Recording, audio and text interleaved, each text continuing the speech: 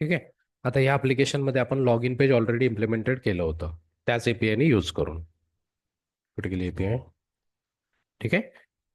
User app dot log in. Okay. So आता काय करूया, एक युजर क्रिएट करूया इथं.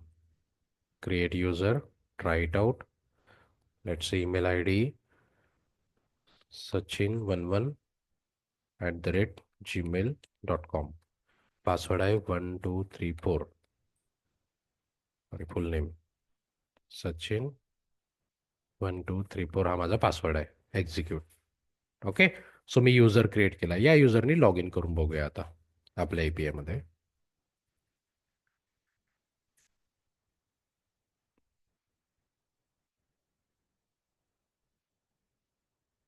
ठीक आहे. युजर आय डी टाकला, पासवर्ड होता 1234. आता नेटवर्क कॉल बघा प्रॉपरली. लॉग इनला जर मी क्लिक केलं, तर रिस्पॉन्स जर बघितला तुम्ही लॉग इनच्या एपीआय मध्ये, तर तुम्हाला बघा टोकन आलं इथे. ओके. सो ज्या एपीआय ऑथेंटिकेटेड असतात म्हणजे सेक्युअर्ड असतात, ओपन नाही आहे, तर त्यांना काय असतं, जेव्हाही आपण लॉग इन केलं ना, तर आपल्याला एक टोकन भेटतं. आणि लॉग इन झाल्यानंतर जेवढे एपीआय कॉल करणार आहोत, त्या एपीआय सगळे आपल्या ऑथेंटिकेटेड असतात. समजा तुम्ही टोकन पाठवलं नाही, तर तुम्हाला डेटाच नाही भेटत. ओके. सो आता समजा याच्यातली ही जी एपीआय आहे, याच्या खाली गेट गेट ऑल युजर ही एपीआय, ही ऑथेंटिकेटेड एपीआय. याला समजा तुम्ही ट्राय इट आउट आणि एक्झिक्यूट केलं, तर बघा इथं अनऑथराईज येत आहे, कारण ही एपीआय कशी आहे, ऑथेंटिकेटेड आहे. तर ही एपीआय हिट करताना तुम्ही समजा टोकन नाही पाठवलं, तर तुम्हाला डेटाच नाही भेटत. ओके. सो आता हे टोकन हेडरमध्ये कसं पाठवायचं, त्यासाठी आपल्याला एक टॉपिक लागतो, that is interceptor. Okay. So log in केल्यानंतर आपल्याला टोकन भेटतंय. हे टोकन आपण काय करायचं, लोकल स्टोरेजमध्ये स्टोअर करायचं. So local storage dot set item B24 token, माझ्या कीचं नाव. Okay. res dot data dot, कशात भेटत आहे ते बघूया. टोकन डेटामध्ये टोकन नावाच्या व्हेरिएबलमध्ये भेटतंय. Right. Data dot token. So आता जसं तुम्ही लॉग इन कराल तुमच्या लोकल स्टोरेजमध्ये, या कीमध्ये तुम्ही टोकन स्टोअर करत आहे. ओके. आता ते टोकन, हा जो एपीआय कॉल आहे दुसरा,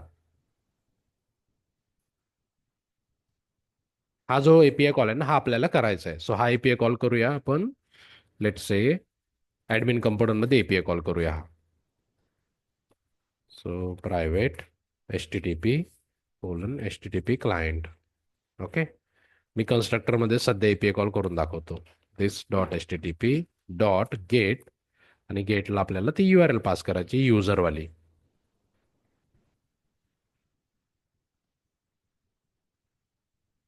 डॉट सबस्क्राईब.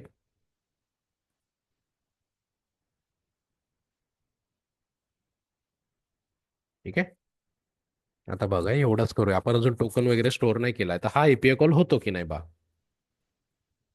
ठीक आहे. मी लॉग इन आहे समजा, आता ऍडमिन कंपोनंटवर गेलो, तर बघा इथे बोल बाय डिफॉल्ट आपण ऍडमिनवरच होतो. पेज रिफ्रेश करतो. बघा काय होतंय, 404 आलं, 401 आलं, म्हणजे अनऑथराईज. तर या एपीआय कडून समजा तुम्हाला डेटा पाहिजे असेल, तर तुम्हाला टोकन पाठवावं लागतो. टोकन पाठवल्याशिवाय तुम्हाला डेटाच नाही भेटत. ओके. सो आता टोकन कुठे पाठवतात, तर हे हेडर असतं ना, रिक्वेस्ट हेडर, याच्यात आपण डेटा पाठवू शकतो. ओके. याच्यात तुम्ही जर डेटा पाठवला तरच तुम्हाला एपीआय कॉल कडून डेटा भेटतो. आता हे टोकन पाठवण्यासाठी आपल्याला अँग्युलरमध्ये इंटरसेप्टर असतं. सो पहिले आपल्याला इंटरसेप्टर क्रिएट करावं लागतं. ओके. सो सर्व्हिसमध्ये मी इंटरसेप्टर क्रिएट करतो. New terminal, NG generate interceptor. पूर्ण लिहायचं इंटरसेप्टर, कस्टम नाव देतो मी. ठीक आहे. इंटरसेप्टर क्रिएट करतोय, त्याला नाव काय दिलं, कस्टम. सो बघा हा तुमचा इंटरसेप्टर असा असतो. आता जेव्हा तुम्ही एपीआय कॉल इंटरसेप्टर क्रिएट ते केला, राईट, पण या इंटरसेप्टरला आपल्याला रजिस्टर पण करावा लागतो आपल्या ॲप मॉड्यूलमध्ये. हे दिसतं इथे प्रोव्हाइड HTTP क्लायंट होतं. सो इथे विथ इंटरसेप्टर लिहितात की कुठे लिहितात, विथ इंटरसेप्टर, आणि इथे तुम्हाला इंटरसेप्टरचं नाव, आपल्या इंटरसेप्टरचं नाव काय, कस्टम इंटरसेप्टर, इथे पास केलं. याचं इम्पोर्ट लागेल. सॉरी, अरे पास करावं लागतो इथे, अरेच्या आतमध्ये. ठीक आहे. कारण मल्टिपल इंटरसेप्टर आपण क्रिएट करू शकतो, म्हणून इथे अरे आहे. पहिले काय केलं आपण, इंटरसेप्टर क्रिएट केला. ठीक आहे. हा इंटरसेप्टर आपण कुठे रजिस्टर केला, प्रोव्हाइड HTTP क्लायंटच्या आतमध्ये विथ इंटरसेप्टर. आणि याला अरे लागतो, कारण एकापेक्षा जास्त आपण इंटरसेप्टर क्रिएट करू शकतो. आणि ते क्लासचं नाव, आपल्या फंक्शनचं नाव इंटरसेप्टरच्या, कस्टम इंटरसेप्टर, ते आपण इथे टाकलं. ओके. आता इथे बघा मी डिबगर लावतो. आता तुम्ही जेव्हा इंटरसेप्टर क्रिएट केलं आणि ते इंटरसेप्टर रजिस्टर केलं, जेव्हाही तुमचे एपीआय कॉल होईल, ते सगळे कुठून जाणार, तुमच्या इंटरसेप्टर मधून. रिलोड करतो. बघा, आलं इंटरसेप्टर मध्ये. आणि रिक्वेस्ट मध्ये बघा, URL आली पूर्ण, जी URL आपण एपीआय कॉल केली. आता बघा, मी दुसऱ्या एपीआय, दुसऱ्या फंक्शन मध्ये जाऊन दाखवतो. लेट्स से मी आता कार कंपोनंट मध्ये गेलो. कारमध्ये पण आपला एपीआय कॉल असेल. बघा आता इथे काय केला, कार सर्व्हिस मधल्या गेट ऑल कार फंक्शन, इथे पण डिबगर लावू. इथे आहे. कंटिन्यू कंपोनंट मधून कुठे आला, सर्व्हिसमध्ये. इथून आपण ऍक्च्युअली एपीआय कॉल करतो, पण इथूनही तो आता बघा आपल्या इंटरसेप्टर मध्ये जाईल. बघा आला इथे. रिक्वेस्ट मध्ये बघा, पूर्ण URL आली. म्हणजे जेव्हाही तुम्ही इंटरसेप्टर क्रिएट करताना, तुमचा एपीआय कॉल फायनली कुठून ट्रिगर होतो, इंटरसेप्टर मधून. जेवढे तुमचे एपीआय कॉल जात आहे, येत आहे, ते सगळे इंटरसेप्टर मधून येतात, जातात. समजलं इंटरसेप्टर? म्हणजे तुमचे सगळे इंटरसेप्टर कुठे असतो, तुमच्या अप्लिकेशन आणि एपीआय कॉलच्या अप्लिकेशनच्या मध्ये. तुमच्या अप्लिकेशन मधून एपीआय कॉल गेला, सर्व्हिस मधून असू द्या, कंपोनंट मधून, तो पहिले जाईल इंटरसेप्टर मध्ये. इंटरसेप्टर मधून मग समोर जाईल. समजा इंटरसेप्टर इम्प्लिमेंट केलं तर, नसेल तर तुमचा डायरेक्ट तिथूनच एपीआय कॉल होईल. पण समजा इंटरसेप्टर इम्प्लिमेंट केला आहे, तर फायनली तुमचा एपीआय कॉल कुठून ट्रिगर होईल, इंटरसेप्टर मधून. क्लिअर? म्हणजे सर त्याचा इंटरसेप्टरचा उपयोग ह्या एपीआय ला ट्रॅक करण्यासाठीच फक्त असतो की आणखी काय असतो? हा, तर ते सांगतोय ना, पहिले समजलं काय. जेवढे तुम्ही एपीआय कॉल कराल, ते फायनली कुठून जातात, इंटरसेप्टर मधून. समजा इंटरसेप्टर ओके इम्प्लिमेंट केलं तर, नसेल तर नाही जाणार तिथून. ओके. Okay okay. एवढं क्लिअर आहे? येस. ठीक आहे. आता आपण जे हेडर पाठवायचे आहे म्हटलं, मला काय करायचं, इंटरसेप्टर मध्ये हेडर पाठवायचं. ते इथे रिक्वेस्ट मध्ये काय, तर पूर्ण एपीआय कॉलचा, म्हणजे जी एपीआय कॉल करतोय आपण, त्याचा पूर्ण डेटा येतो. तर आपल्याला जी रिक्वेस्ट आली, त्याला आपल्याला क्लोन करायचं आणि त्याच्यात हेडर पुश करायचे. ओके. मला कोड घेऊ द्या आता, तो कसा पाठवतो तो. आता आपल्याला काय करायचं, एपीआय कॉलमध्ये हेडर पाठवायचे आपले.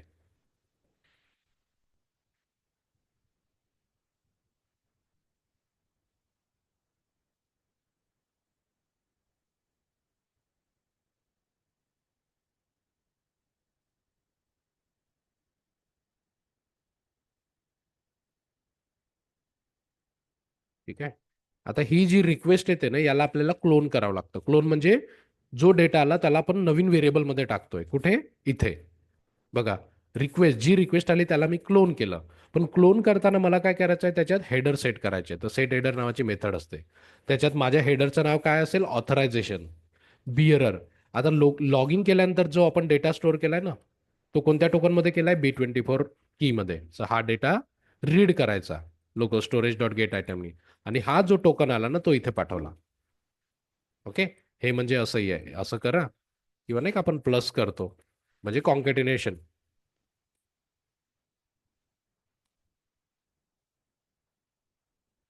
टेम्पलेट लिटरल माहिती आहे ना सगळ्यांना, की नव्हतं माहित? प्लस टोकन करा. दिस इज वन वे.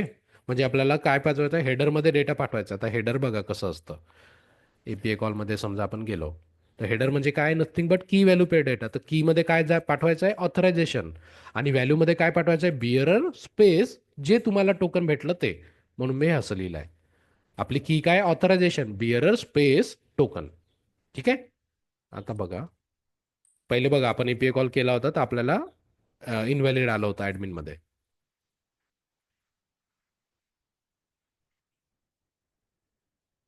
आता मी ऍडमिन कंपोनंट मध्ये जातोय. ठीक आहे. रिक्वेस्ट आली माझी, गेट ऑल युजर वाली. आता मी काय करतोय, माझं टोकन रीड करतोय. टोकन नल का बरं आहे, सेव्ह नव्हतं केलं का आपण? अच्छा, परत लॉग इन करावं लागेल.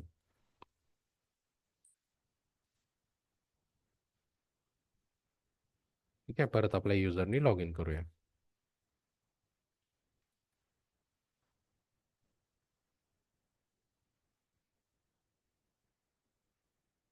Log in. आता समजा तुम्ही अप्लिकेशन बघितलं आपलं, तर आपल्याकडे टोकन असेल. लोकल स्टोरेज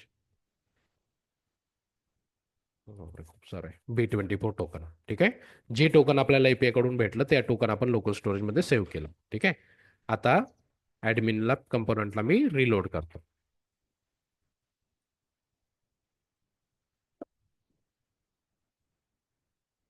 ठीक आहे. माझं इंटरसेप्टरमध्ये आलं.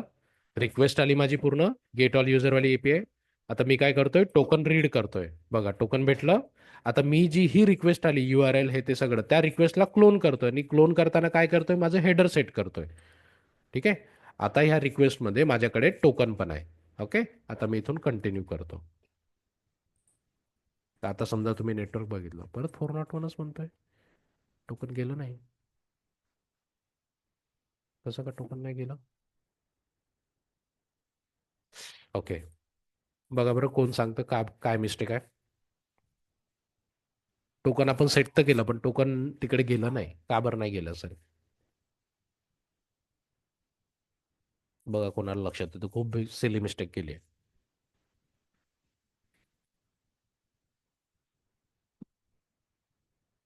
अरे आपण बघा ना, जी रिक्वेस्ट आली त्याला क्लोन तर केलं, पण हा व्हेरिएबल कुठे यूज केला का मग?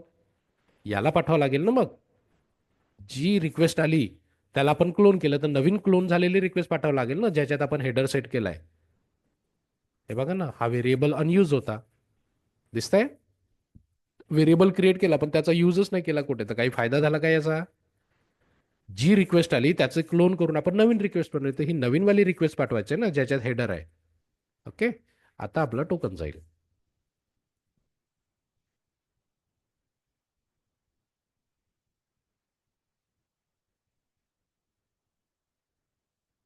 आता बघा API कॉल सक्सेस आहे. आता समजा तुम्ही हेडर बघितलं, तर बघा ऑथरायझेशन, बिअरर आणि त्याच्या आतमध्ये टोकन गेला.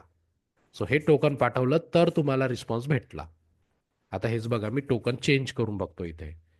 मॉडीफाय करतो, काहीतरी चुकीचं टाकतो. आता परत रिफ्रेश करतो. आता मला जे टोकन भेटलं ते मी मॉडीफाय केलं, तर परत तुम्हाला 404 येणार.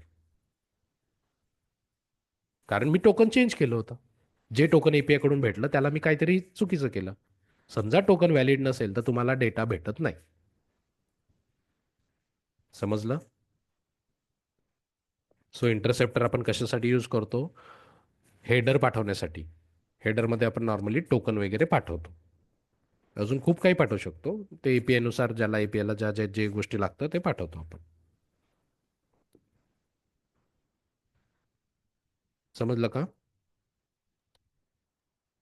सर. सर ते टोकनला टाइम लिमिट सेट करायचं असते यातच करतं का? ते आपल्याकडे नाही राहत. ते API कडे असतं. टोकन जे क्रिएट करतात तिथे टाइम असतो. बहुतेक माझ्या टोकनला वेट दाखवतो. कुठे गेलं युजर ॲप. API वाले सेट करतात टाइम. आपण नाही करत. Okay okay. हम्म, कुठे आहे टोकन? हे बघ 5 मिनिट टाकलाय मी. तर हे जे टोकन आहे ना ते 5 मिनिटासाठी अवेलेबल असेल. 5 मिनिटानंतर परत जर तुम्ही API हिट केली, टोकन जरी करेक्ट असेल ना तरी तुम्हाला डेटा नाही भेटणार कारण एक्सपायर झालं असेल. समजलं? तर API डेव्हलपर ते टोकन सेट करतात. Okay okay. ओके. क्लिअर आहे? मग ते समजा टोकन एक्सपायर झालं असेल तर परत आपल्याला रिफ्रेश टोकन कॉल करावं लागतं. आता बघा मी व्हिडिओ टाकला होता रिफ्रेश टोकन, तो एकदा गो थ्रू करून बघा की रिफ्रेश टोकन कसं करतात बा. हे बेसिक इम्प्लिमेंटेशन झालं टोकनचं. क्लिअर?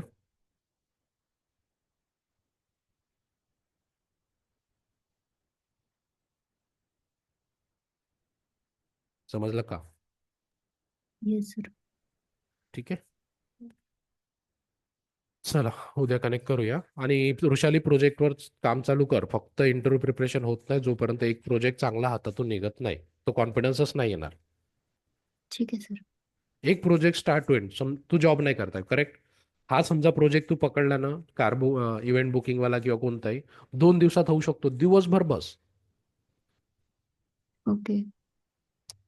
किती सांगतो मी, खरं सांगतो, एवढे इंटरव्ह्यू मी घेतो किंवा आपल्या बॅचच्या मुलांनी दिलाय.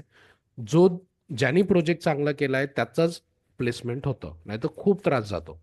तुमचंच फ्रस्ट्रेशन वाढतं. कारण प्रोजेक्ट नाही केलं ना, तो कॉन्फिडन्सच नाही येत. फक्त थेरॉटिकल पार्ट करून नाही होत. समोरच्याला कळतं की तुम्ही प्रोजेक्टवर काम केलं आहे की नाही. कारण तो सिनॅरो विचारतो कुठे यूज केलाय. समजा तू प्रोजेक्टच नाही केलाय तर कशी सिनॅरो सांगशील? फेक हो किती बरोबर. बनवशील? राईट. सो म्हणून प्रोजेक्ट खूप इम्पॉर्टंट आहे. तुम्ही लोक ते मिस करत आहे. ओके. ठीक आहे. ठीक आहे. ओके. एक क्षितिजा म्हणून आहे, किंवा मॅमला दिवसा टाइम राहिला तर तुम्हाला दिवसा जेव्हाही हेल्प लागते काही टॉपिक रिवाइज करायचे आहे. कारण मी किती तारखेला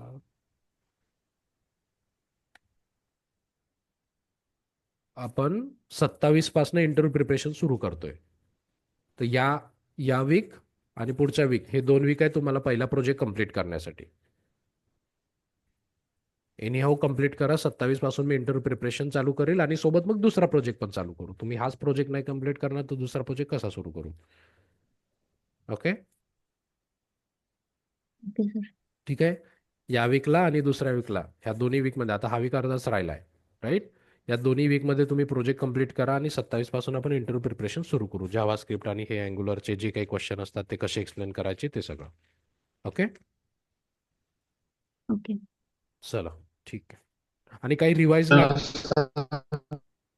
बोल.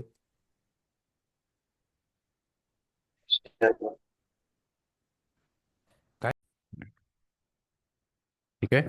हाईड अँड शो साठी ngIf and at the rate if, repeat element करण्यासाठी एनजी फॉर किंवा ॲट द रेट फॉर. बरं मला सांगा, एनजीफ यूज करायचं असेल तर काही एक्स्ट्रा करावं लागतं नवीन प्रोजेक्टमध्ये? एनजीफ यूज करायचं असेल तर काय करावं लागतं?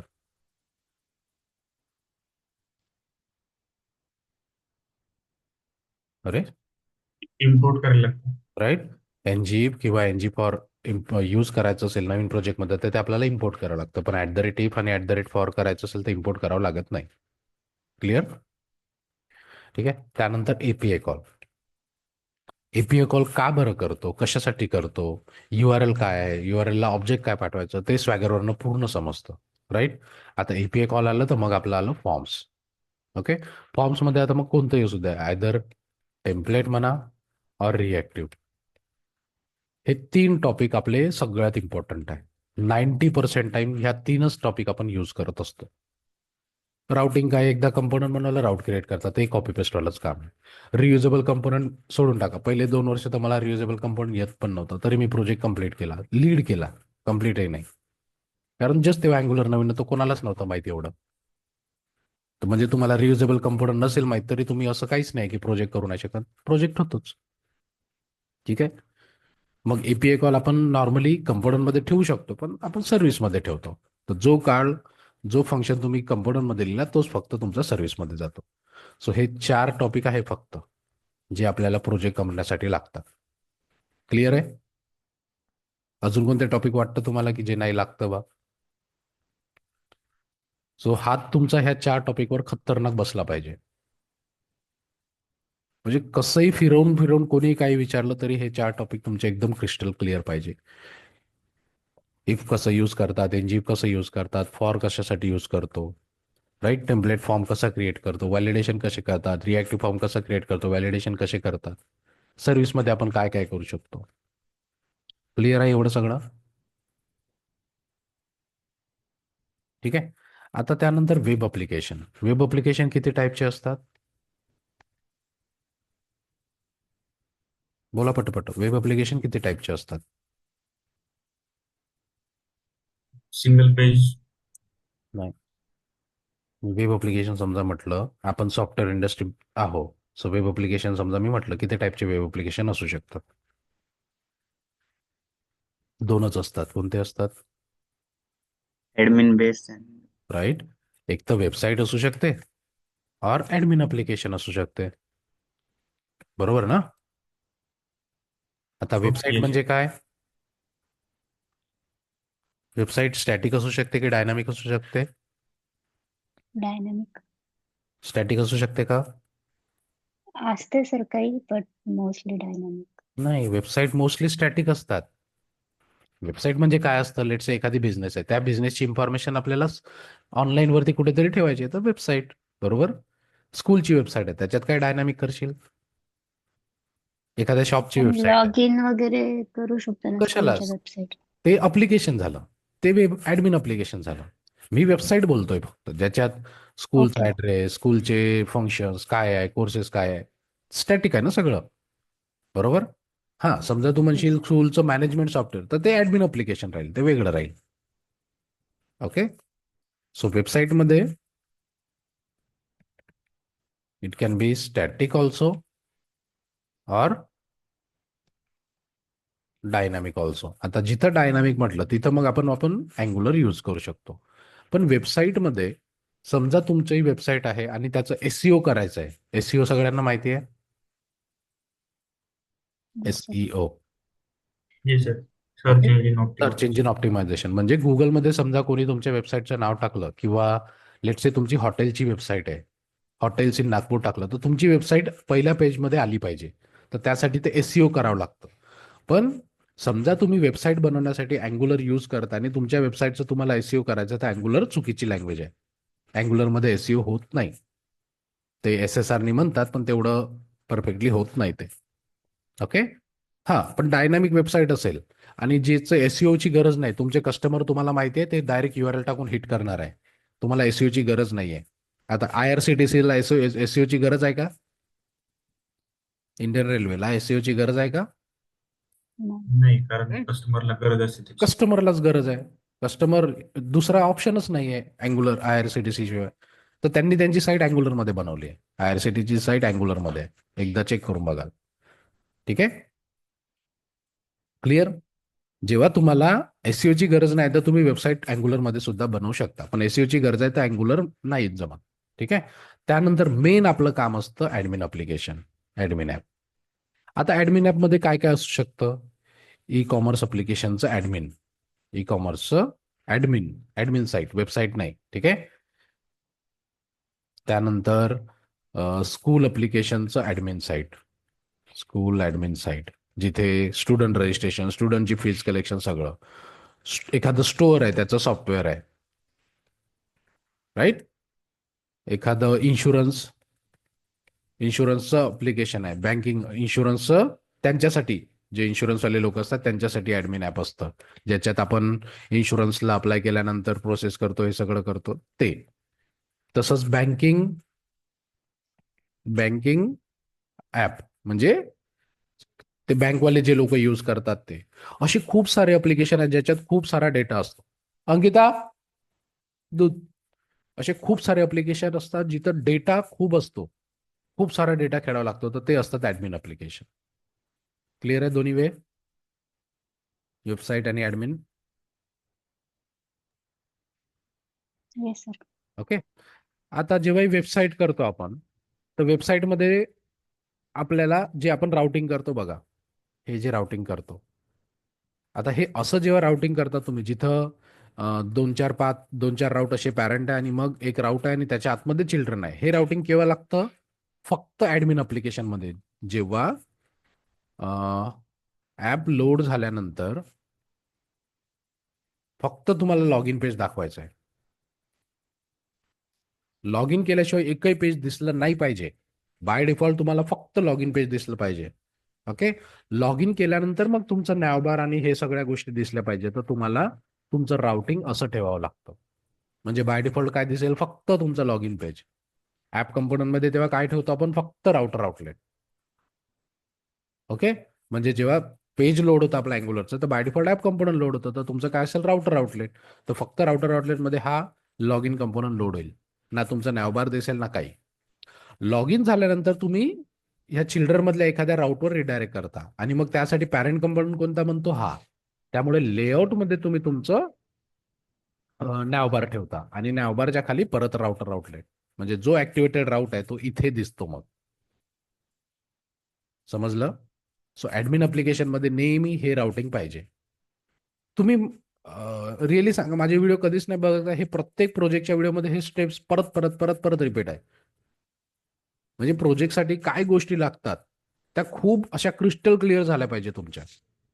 खूप. बिलकुल असा डाऊट नाही पाहिजे त्याच्यात. ओके. आता समजा वेबसाईट आहे, वेबसाईटमध्ये अशा राउटिंगची गरज नाही. वेबसाईटमध्ये सगळे पेजेस आपले पॅरेंट लेवलवरच असतील. मग लॉग इन पेज आणि हे वेबसाईटमध्ये तुम्ही बघितलं असेल ना, लॉग इनवर जरी क्लिक केलं तरी तुमचा नॅवबार आणि ह्या सगळ्या गोष्टी दिसतातच. बरोबर.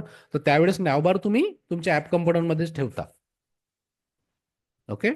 कारण तो हाईड करायची गरजच नाहीये, तर तुम्ही ऍप कंपोनंटमध्येच नॅवबार ठेवता तुमचं, आणि लॉग इनवर वेगळ्या कंपोनंटवरती रिडायरेक्ट करता विथ नॅवबार.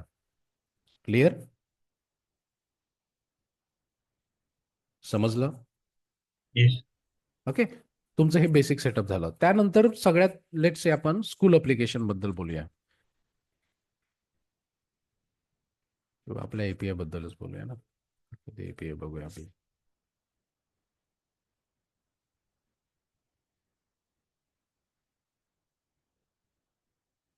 ठीक आहे.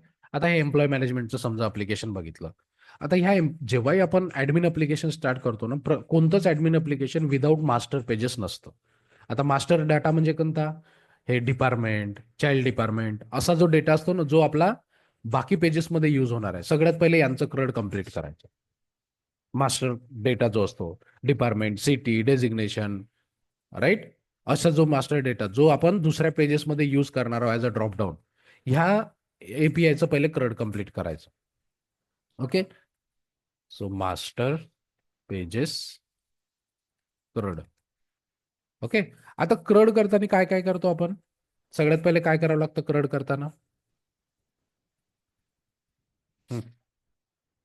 काय करावं लागतं सगळ्यात पहिले? समजा क्रड करा म्हटलं तर काय कराल? सगळ्या एंट्रीज आधी घ्यायच्या गेट वन. सगळ्या एंट्रीज आधी घ्यायच्या गेट वन एपीआय. अरे बाबा, मी विचारतोय गेट. ऑब्विसली तू गेट टेबलमध्ये डेटा दाखवशील. लेट्स से तुला म्हटलं एम्प्लॉयचं क्रड कर. Get all employee by ID, create employee, update employee, delete employee, 5 API आहेत आपल्याकडे. सो जेव्हाही तुम्ही क्रड करायला घेता ना, सगळ्यात पहिले काय करायचं? तुमचा पूर्ण यूआय बनवून घ्यायचा, पूर्ण. ठीक आहे. नेहमी लक्षात ठेवा, क्रड बनवताना पहिले यूआय कम्प्लीट करून घ्यायचं. यूआय कम्प्लीट केला की तुम्हाला लक्षात येतं, हा टेबल इकडे आहे, फॉर्म इथे, आता काय काय करताय. मग यूआय डिझाईन झालं कम्प्लीट, मग आपले एपीआय कॉलचे फंक्शन लिहायचे पूर्ण. ठीक आहे. कारण हे काम पट्टपट्ट होऊन जातं. मग एपीआय कॉलचे फंक्शन झाले लिहून, मग तुमचा स्वॅगर बघा, स्वॅगर मधून ऑब्जेक्ट उचला आणि ऑब्जेक्ट क्रिएट करा. ऑब्जेक्ट क्रिएट केला तो बाइंड करा फॉर्मला, राईट. मग काय करायचंय? बटनच घ्यायचंय, बटनवर फक्त क्लिक इव्हेंट लिहायचे आणि तुमचे फंक्शन कॉल करायचे. That's it. हा वे एकदा, या वेळी एकदा नाही का क्रड करून बघा. यूआय पहिले डिझाईन कम्प्लीट करून घ्या विथ म्हणजे पूर्ण बटन लिहून, हे लिहून, ते लिहून. त्याच्यानंतर एपीआय कॉलचे फंक्शन्स लिहा, सर्व्हिसमध्ये लिहा, मग कंपोनंटमध्ये लिहा, मग ऑब्जेक्ट बनवा जो स्वॅगरला पाहिजे तो, आणि तो ऑब्जेक्ट तुमच्या फॉर्मला बाइंड करा आणि बटनच्या क्लिकवरती फक्त तुमचा इव्हेंट कॉल करा. हे तुमची क्रड बनवताना एक मेथड तुमची ठरली पाहिजे, म्हणजे तुमचा हात बसतो. प्रत्येक वेळेस वेगळं करताय ना, तर मग ते कन्फ्युजन होतं तुमच्या ह्या लेवलला. माझ्या लेवलला नाही होणार, पण तुम्ही सध्या स्टार्टिंग लेवलला आहे तर तुम्ही कन्फ्युज होऊ शकता. तर तुम्ही नेहमी क्रड करताना एक तुमचा वे ठरला पाहिजे. ओके. तर प्रत्येक पेजेस आपलं क्रड करत जायचं. That's it. एवढं जरी समजलं तरी तुमचं अँग्युलर संपायला पाहिजे. नेम मेन का सिर्फ काय म्हणतो आपण, मेन फक्त कॉन्फिडन्स आहे. टॉपिक्स टॉपिक्स तर काय, 1 or 2 टॉपिक्स तुम्ही ते तुमच्या, समजा तुम्ही जेव्हा प्रोजेक्टमध्ये काम करता ॲज अ ग्रुप, तर तुमच्या हिस्साला लॉग इन पेज येईलच याची काही गॅरंटी नाही. इंटरसेप्टर येईल याची काही गॅरंटी नाही. कारण की ह्या गोष्टी काय असतात, जेव्हा प्रोजेक्ट सेटअप करतो ना, कोणीतरी एक जण प्रोजेक्ट सेटअप करतो, तोच करून टाकतो. तुमच्या तुमच्या हिस्स्यात फक्त हेच येतं, क्रड अप्लिकेशन. हां, समजा तुम्ही प्रोजेक्ट लीड करत आहे, तर मग तुम्हाला इंटरसेप्टर, कॉन्स्टंट, सगळ्या गोष्टी ज्या डायरेक्टिव्ह आणि ह्या सगळ्या गोष्टी आहेत त्या तुम्हाला क्रिएट कराव्या लागतात, राईट. पण समजा तुम्ही नॉर्मल एम्प्लॉय, तर तुमच्या हिस्स्यात हेच येतं क्रड अप्लिकेशन. म्हणून याच्यावरच तुमचं फोकस पाहिजे. एपीआय कॉल कुठे, कशी यूज करायची, याच्यात थोडासाही डाऊट नाही पाहिजे. आता बघा, जसं इथे 2 एपीआय, गेट एम्प्लॉय आणि गेट एम्प्लॉय बाय आयडी. हे गेट ऑल एम्प्लॉय कुठे कॉल कराल? गेटच्या 2 जेव्हा एपीआय. सगळ्या एम्प्लॉयचं सगळ्या एम्प्लॉईचा डेटा टेबलमध्ये दाखवण्यासाठी. मग ही गेट एम्प्लॉई, दुसरी स्पेसिफिक डेटा जर एम्प्लॉय आयडी नुसार दाखवायचं असेल तर ही एपीआय कुठे यूज करशील? एपीआय दिले तर यूज असेल ना त्याचा, तुझ्या application मध्ये कुठे यूज करशील? पर्टिक्युलर एम्प्लॉयनी लॉग इन केलं तर त्याला दिसलं पाहिजे. अच्छा. अरे टेबलमध्ये डेटा दाखवतो तेव्हा म्हटलं मी हे एपीआय, राईट? ओके. आणि टेबलमध्ये समजा एडिट आहे, तर एडिटच्या क्लिकवर आपल्याला सिंगल त्या एम्प्लॉईचा आयडीचा रेकॉर्ड लागतो ना, येस. तर तेव्हा तुम्ही ही एपीआय कॉल करू शकता. आता काही काही एपीआय कशा असतात, आता क्रिएट एम्प्लॉईचा ऑब्जेक्ट बघूया. आता हे या एपीआय मध्ये कसं आहे, जो ऑब्जेक्ट तुम्ही पोस्ट करत आहे तो पूर्ण ऑब्जेक्ट तुम्हाला गेट एपीआय मध्ये पण भेटत आहे, पण प्रत्येक वेळेस असं नसतं. दाखवतो एखादी एपीआय.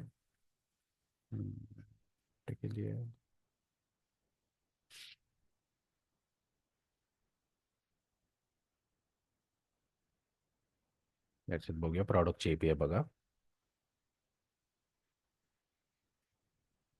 ठीक आहे. आता क्रिएट प्रॉडक्टचा ऑब्जेक्ट बघ. इथे किती इथे एवढ्या प्रॉपर्टीज आहे क्रिएट करताना.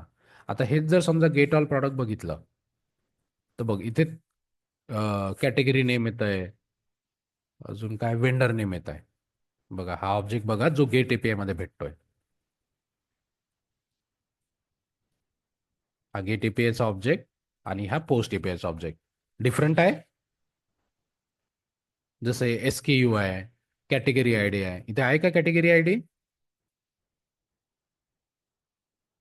आपण नॉर्मली काय करतो, पोस्ट करताना जो ऑब्जेक्ट पाठवतो तो पूर्णच्या पूर्ण आपल्याला अरेमध्ये पण भेटतो. तर मग आपण एडिटच्या क्लिकवर काय करतो, फॉर लूप वाला ऑब्जेक्ट आपण डायरेक्टली आपल्या असाइन करतो, बरोबर? कारण तोच ऑब्जेक्ट भेटतो पूर्ण. पण काही वेळेस गेट एपीआय मध्ये पूर्ण डेटा नाही भेटत, मग त्यावेळेस आपल्याला ही अशी एपीआय कॉल करावी लागते जिथं मग पूर्ण ऑब्जेक्ट भेटतो, सिंगल एपीआय. ओके.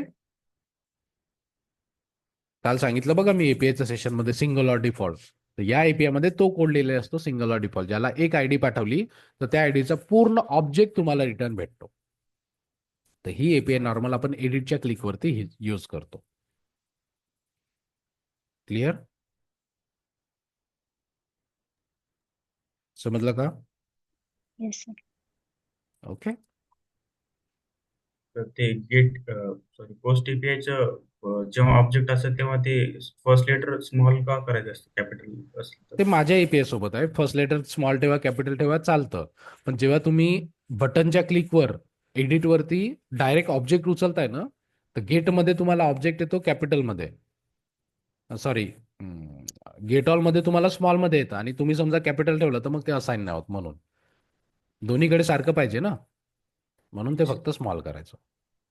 मी एकदा कॅपिटल ठेवलं होतं तर मला डबल एंट्री झाल्या होत्या ऑब्जेक्ट. हा, तर नाही होणार ते, म्हणून म्हणतोय ना. एकाच ऑब्जेक्टमध्ये तुला कॅपिटलची पण फील्ड दिसेल आणि स्मॉलची पण फील्ड दिसेल. हा. ओके, म्हणून स्मॉलच ठेवायचं. ते एपीआय वाले सांगतात नॉर्मली तसं. माझ्या जुन्या ज्या एपीआय आहेत त्याच्यात तसं होतं, नवीन एपीआय मध्ये नाही होत आता तसं.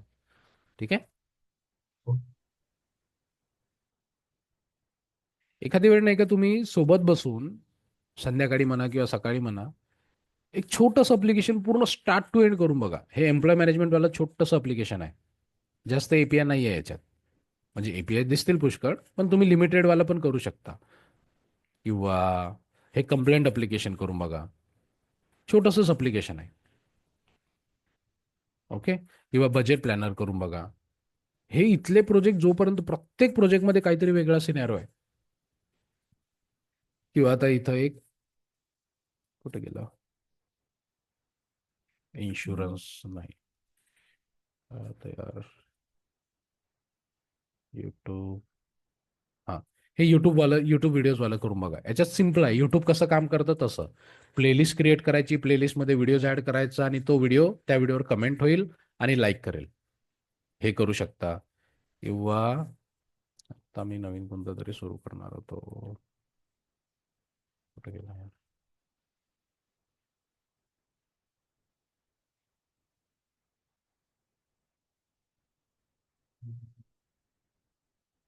कुठे गेले, सॉरी, बँक लोन.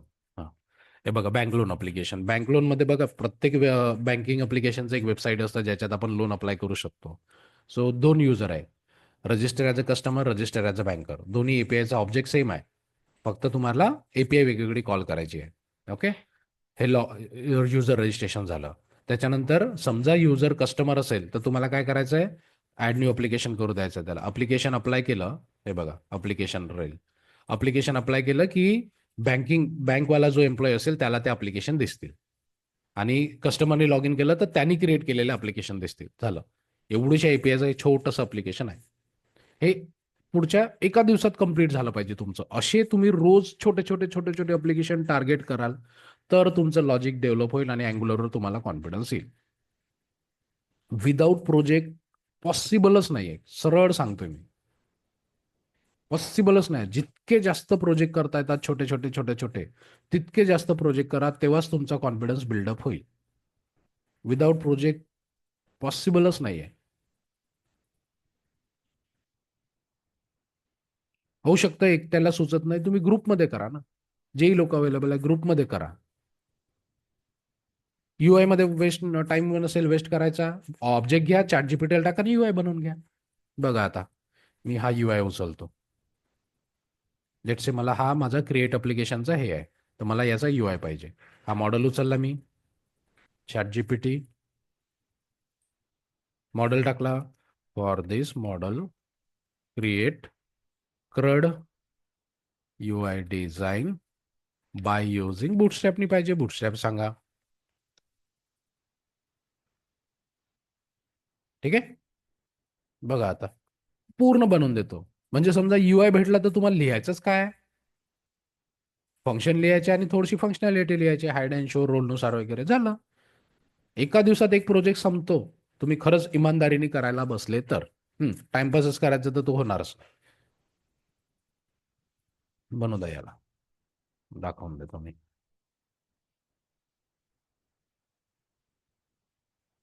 हा कोड उचलायचा, आपल्या कंपोनंटमध्ये टाकायचा.